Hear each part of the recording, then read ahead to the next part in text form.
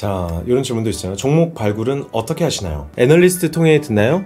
그리고 마켓 타이밍을 어떻게 보시면서 들어가시나요? 약간 전문적으로 들어가도 됩니다. 제가 그러면 개인 투자자분들한테 추천해드리고 싶은 종목 발굴 방법은 코스피와 코스닥에 지금 상장되어 있는 기업이 2200개가 돼요. 다 투자 못해요. 다 알지도 못하고요. 본인이 컨트롤 가능한 유니버스를 만드는 게 중요해요. 유니버스란 뭐죠? 유니버스라고 하면 투자풀. 그러니까 투자풀이란 뭐죠?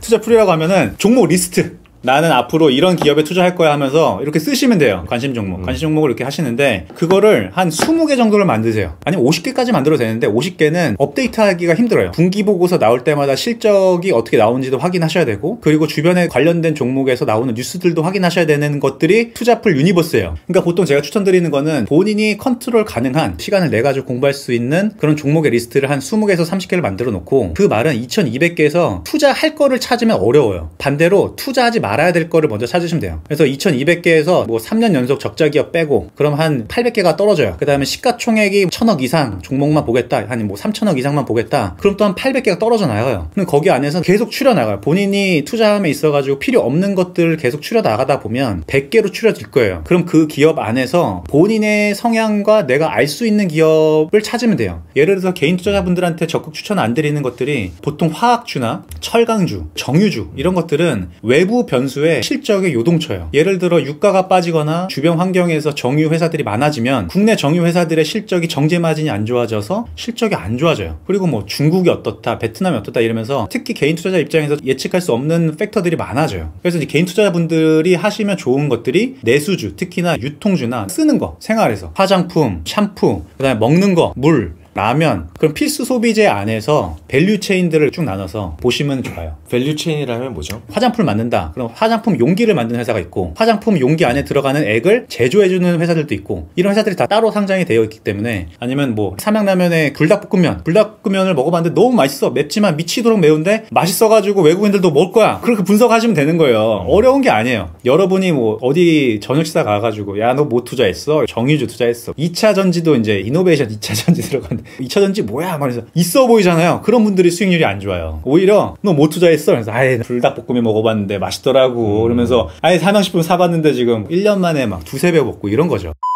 사람들이 결국 힌트를 얻는 게 뉴스에서 얻잖아요. 뉴스를 보다가 자주 나오는 얘기가 있어요. 5G라거나 배터리라거나 테슬라라거나 그 뉴스에서 나온 트렌드와 본인이 피부로 느낀 트렌드와 피부로 느낀 트렌드 중에서도 사면 안 되는 종목도 있을 거 아니에요. 있죠. 그런 거 어떻게 구분합니까? 가장 좋은 거는 뉴스에 나오면 일단 걱정해야 돼요. 내가 생각했던 것보다 모든 사람이 아는 거예요. 그러니까 이게 샘플링 에러가 있어요. 샘플링 에러가 뭐죠? 그러니까 내가 진로 소주, 진로 이즈백을 엄청 좋아해요. 되게 좋아하는데 알고 보니 나만 좋아했던 거야. 이 샘플링 오류가 있을 수 있는데 하지만 가장 신뢰할 수 있는 거는 본인의 감이에요. 본인의 감이고 생활 그런 습관이 아주 특이하신 오타쿠라는 말 써도 되나요? 오타쿠가 아니면 거의 이 표준 편차 안에 들어와요. 80% 안에 우리가 들어오기 때문에 내가 맛있으면 남들도 맛있고요. 내가 맛없으면 남들도 맛없어요. 내가 화장품 발라봤는데 좀 냄새가 이상하다. 안 쓰지. 근데 내가 잘 먹고 있는데 뉴스에 나왔다. 네이버 종목 게시판에 갔는데 이거에 막 도배가 돼 있다. 그럼 그때부터는 좀 조심해야지. 이제는 그게 주가에 상당히 반영이 되어 있다라고 생각을 하시면 돼요. 대부분의 일반인이 어떤 뉴스를 접하면 과정 자체가 이렇거든요. 나 이거 불닭볶음면이 너무 좋아. 그런데 친구가 나도 너무 좋아. 근데 이거 밴드 매니저가 얘기하기를 이런 게 혹은 피터 린치가 얘기하기를 이런 게 대박 주식이라던데 해서 산 거예요. 샀는데 보니까 이미 폭주해 있어요. 그런 경우들도 있을 수 있죠. 그거 어떻게 피해갈 수 있을까요? 뉴스에 나오면 일단 무조건 사지 마라. 여기서부터는 개인 투자자랑 펀드 매니저랑 동일한 스타트에 섰어요.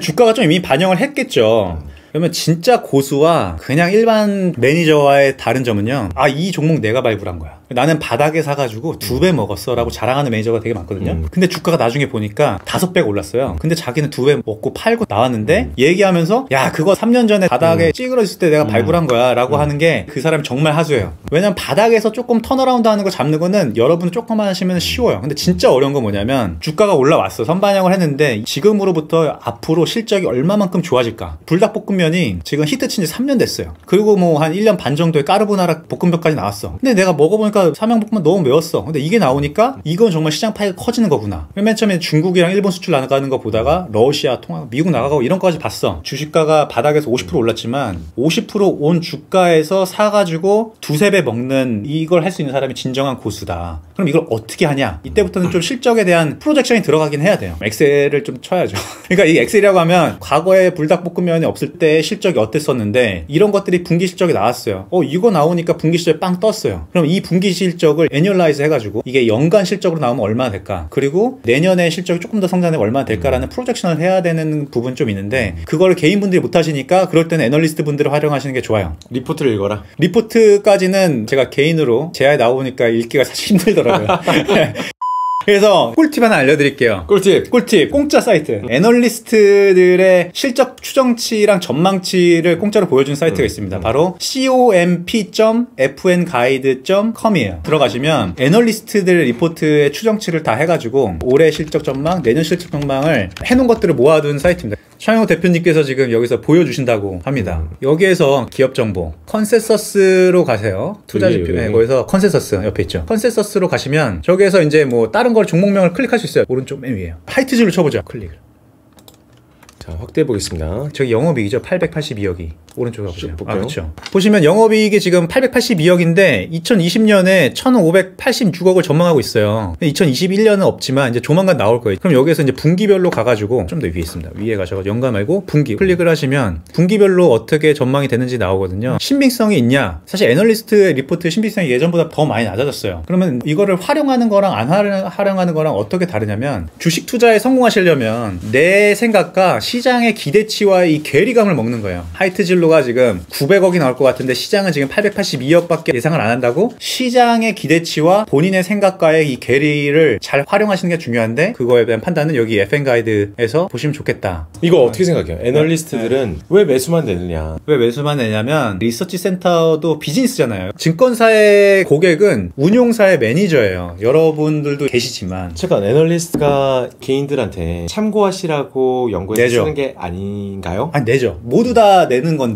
기관 투자자가 우선순위가 있다라고 보겠죠. 왜냐면 리서치의 비용을 법인이 돼요. 법인이란 뭐예요? 운용사에서 수수료가 나오는 걸 수익으로 하는 부서. 근데 애널리스트들의 연봉을 이 부서에서 낸단 말이에요. 개인들이 내질 않잖아요. 물론 공평성 있게 분석을 하시지만 이쪽에 바이어스가 있을 수밖에 없어요. 반면에 또 삼성전자를 예를 들게요. 삼성전자를 내가 안 좋게 봐가지고 매도 의견을 냈어요. 그럼 그 다음부터는 삼성전자 IR이랑 연락하기 힘들어져요. 잠깐, 방금 하신 얘기는 부연 설명을 드리면 증권사에는 법적으로 두 가지 부서가 있어요. 일반 개인 투자자들의 주문을 처리하는 부서가 있고 기관들이 주문을 처리하는 부서가 따로 있어요. 특혜를 주자고 따로 있는 게 아니라 법인 쪽은 받을 때 프로세스가 좀 다를 테니까 따로 만들어주자로 시작됐던 건데 이제 양쪽을 다 서비스하는 애널리스트들이 법인은 찾아갈 수 있으니까 그렇죠. 펀드 매니저 중심으로 흘러갈 수밖에 없고 법인 브로커 영업직이 애널리스트 연봉을 몇 등이냐에 따라서 주고 있고 그리고 이들은 열심히 뛰어서 펀드 매니저한테 아리스토텔레스처럼 과외해준다라고 얘기할게요. 아우.